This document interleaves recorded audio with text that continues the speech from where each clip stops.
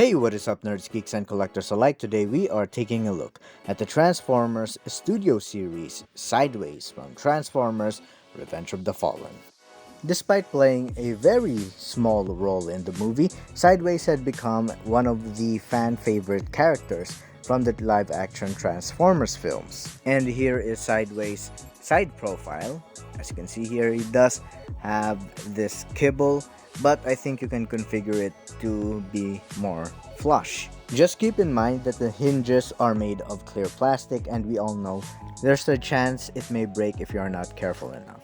Now, taking a closer look at the figure itself, again, Studio Series is really nailing it with these updates. They bring these action figures closer to their on-screen appearance as well as their CGI render. And I like the color scheme of Sideways here. Unfortunately, I have to address this. Silver paint or any type of matte paint used by Studio Series is easily chipped compared to the old paint used for older toy lines, where after years of playing with the figures, the paint still holds up. But that's not the case with Studio Series. The more you transform them, the more the paint wears off. And that's something that I've come to roughly accept, and at this point I've gotten used to it. Moving on to the weapon, let's take a look right here. As you can see, it's just made of this one solid piece, but what caught me off guard is that this is a completely casted weapon. What I mean by that is usually the accessories only has the upper and the outer part of the weapon casted and sculpted, while the inner part and the lower part is usually just hollow bits. And for Sideways to hold his weapon, you just have to slot it in, put his hand inside the weapon, and you just peg that right there, and there you have Sideways wielding his weapon. And moving on to the posability and range of movement for Sideways, his head is on a ball joint, but it is extremely restricted by his kibble and body parts. As you can see, he can look barely up and down, or even not at all, to be honest. He barely looks to the left and right. His arms are on a double hinge right here, but that's more for the transformation, but you can exploit it for the posability. His shoulder is on a ball joint right there, as you can see. Unfortunately, he does not come with a bicep swivel, but he does have a ball joint for the elbows.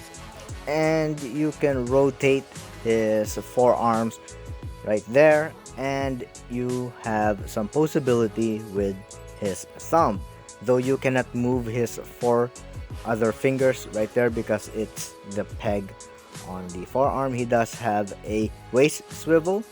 His legs are on a ball joint right here. He can kick that far up, and you can move his feet that far back. He can do the splits perfectly right here. Let me just show you. As you can see, he does the splits perfectly. And moving on to the knees, he does have the chicken feet right here. As you can see, that's his range, and he has a ball joint for his legs, which you can move up and down as well as pivot. And for a size comparison, let's take this out here. As you can see, Sideways does stand a little below 4.5 inches, but if you do include his back as well as the kibble, he does reach 6 inches, and you can also configure that. And moving him here to the side, of course, let's compare him to the one and only Revenge of the Fallen Sideswipe, because in the movie, Sideswipe's the one who kills Sideways. And I gotta say, that's a pretty good scale right here. And I forgot to mention that when you get this guy out of the packaging, you can flip this out for a more accurate robot mode. This goes to show how much Studio Series wants to live up to its name. Now, let's move on to the transformation.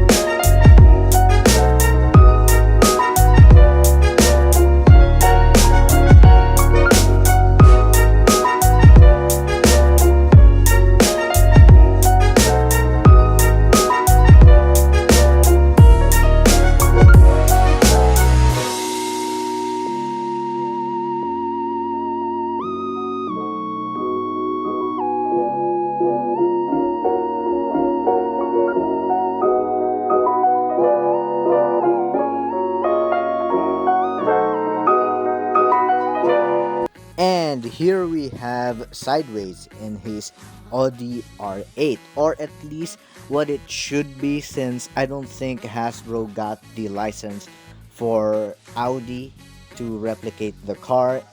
In the same case with Dino, so I think this is his video game alt mode, and it's very close to his on-screen appearance. Personally, it doesn't bother me that much. Now moving on to the weapon, I don't think there's weapon storage for this because I don't see any clearance to put this weapon or to clip it in or somewhere. I really have no idea, so I'm just gonna put that at the side. And moving on to size, right here, as you can see, Sideways does stand a little below 1.5 inches, and horizontally he is, wait, let me just fix it right here, he is 4.5 inches long, a little below 4.5 inches, but that's a good number, especially for a deluxe, or at least a modern deluxe. And let's bring in Sideswipe right here. And just like in robot mode, I think these two scale pretty nicely. As you can see, I think they're about the same length. I think Sideswipe is a little bit longer from bumper to bumper. I think Sideswipe is also wider, opposed to the robot mode where Sideways is wider than Sideswipe. So to summarize my thoughts with this figure, I think it's a pretty neat figure and a pretty cool update to its predecessor, even though I did not own the previous Sideways, so I can't really do a direct comparison. I'm very glad that I was able to get this particular figure. I'm also glad that we're going back with Vayverse, since it kinda got shelved for a long time. And to address the elephant in the room, which is Hasbro's price increase, which is absolutely crazy, especially here in the Philippines. It's already taken effect with the first wave of Legacy, and we are unsure if it will take effect with Studio Series as well. If it does, I already have a few characters in mind which I am going to get before I stop completely. And I just want to clarify, this is not a boycott, nor is it a call for a boycott. It's just I can't really invest that much money to action figures.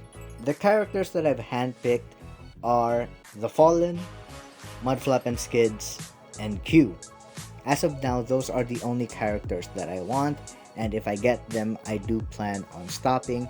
And I think I will make a few exceptions if I really like the figure. But I will be unable to collect in the same capacity as I have before. So that wraps it up. Until next time, see ya.